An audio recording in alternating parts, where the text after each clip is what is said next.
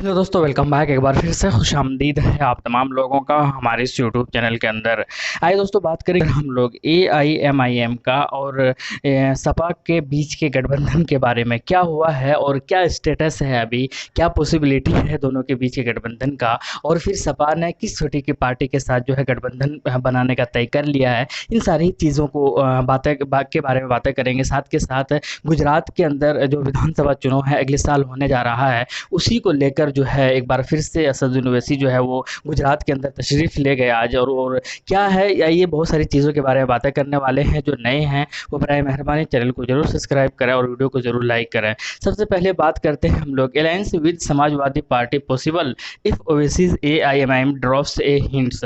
यानी कि क्या हुआ है, किस किस चीज़ों के बारे में बातें हुआ है, आइए इसके बारे में थोड़ा सा देखते हैं। बेसिकली बात ये हुई है कि शौकत साहब ने एक स्टेटमेंट जारी किया है, एक बयान दिया है हिंदुस्तान टाइम्स को, और उन्होंने कहा है कि AIMIM के साथ सपा की गठबंधन हो सकती है।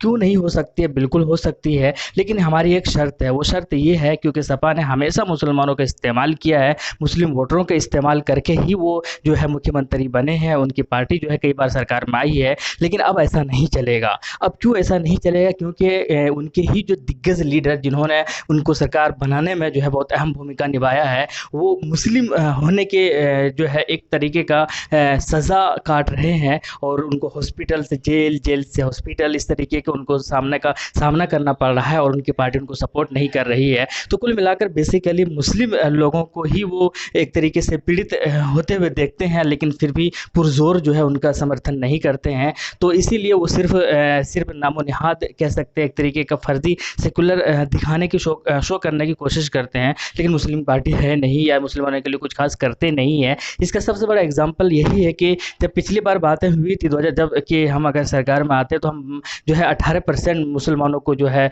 एक तरीके का रिजर्वेशन देने की बात कर रहे थे, और जब सरकार में भी आए लेकिन उन्होंने कुछ खास किया नहीं मुसलमानों के लिए, बस बल्कि रिजर्वेशन के बारे में कुछ ज़्यादा कुछ हुआ भी नहीं। तो इस तरीके की उन्होंने शर्त रखी है, और ये शर्त इसलिए भी रखी है क्योंकि अब दोनों के बीच का मैंने कहा था कि सपा कभी भी AIMIM के साथ गठबंधन नहीं करेगी, लेकिन सपा जो है उन्होंने कई बार स्टेटमेंट दिया है कि मुझे बड़ी पार्टी में कोई खासा इंटरेस्ट नज़र आ नहीं रही है, लेकिन छोटी पार्टी में मुझे बहुत इंटरेस्ट है, और मैं छोटी पार्टी के साथ चाहता हूं कि मेरा गठबंधन हो। तो कुल मिलाकर उन्होंने ये भी इशारा कर दिया था कि कांग्रेस और मायावती की जो पार्टी है इनके साथ गठबंधन नहीं होगा इस बार उत्तर प्रदेश के अंदर। लेकिन छोटी पार्टी चूंकि बहुत अहम भूमिका निभाती है कई बार, और वो चाहते हैं अखिलेश यादव की छोटी पार्टी के साथ गठबंधन हो, और छोटी जितनी पार्टियां हैं 10 पार्टी है वो संकल्प मोर्चा के अंदर शामिल है। तो कुल मिलाकर कुछ छोटी पार्टी अलग ज़रूर है, जैसे कि अपना दल हुआ, इसी के साथ आप केजरीवाल का आप हुआ। हालांकि केजरीवाल के आप से भी बातें हुई है, कई बार सूत्रों से पता चला है कि फाइनल भी हुआ है,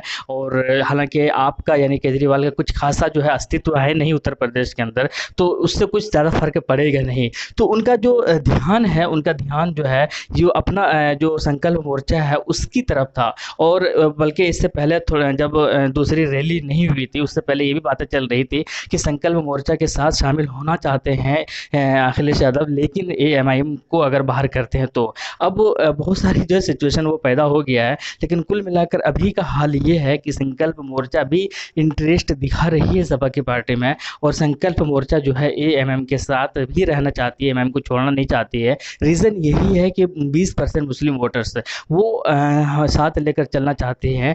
अब ये देखना होगा कि किस तरीके से टूटता है, कि कौन किसके साथ जाता है या नहीं जाता है, लेकिन स्टेटस अभी यही है कि संकल्प मोर्चा भी इंटरेस्ट दिखा रही है सपा में, सपा भी इंटरेस्ट दिखा रहा है संकल्प मोर्चा में। अब ये देखना होगा कि AIMIM की इस कंडीशन को कितना फुलफिल करते हैं, या क्या रिजल्ट के रूप में किस तरीके से सामने आते हैं और किस तरीके से बात बनती है, ये हाल है। दूसरी जानिब मैं आपको बता दूं कि उत्तर प्रदेश, गुजरात के अंदर जो है एक बार फिर से अगले साल यानी कि 2022 के अंदर वहाँ पर भी विधानसभा चुनाव है, और उसी के जो प्लानिंग के लिए जो है एक बार फिर से असदुद्दीन ओवैसी वहाँ पर पहुँचे। बहुत सारी चीज़ें हुई। मैं आपको बता दूं कि वहाँ पर भी 24 सीटें जीत हासिल हुई थी, अगर वार्ड चुनाव की या छोटे लेवल की चुनाव की अगर बात की जाए तो। और एक जगह पर गोधरा में तो इन्होंने जो है सत्ता में भी हासिल किया था बीजेपी को हटाकर, जब ये निर्दलीय के साथ इन्होंने मिलकर जो है यानी निर्दलीय को समर्थन दिया था, और बीजेपी को हटाकर वहाँ पर जो है प्रमुख भी बनाया था। तो इस तरह पर भी प्लानिंग जारी है।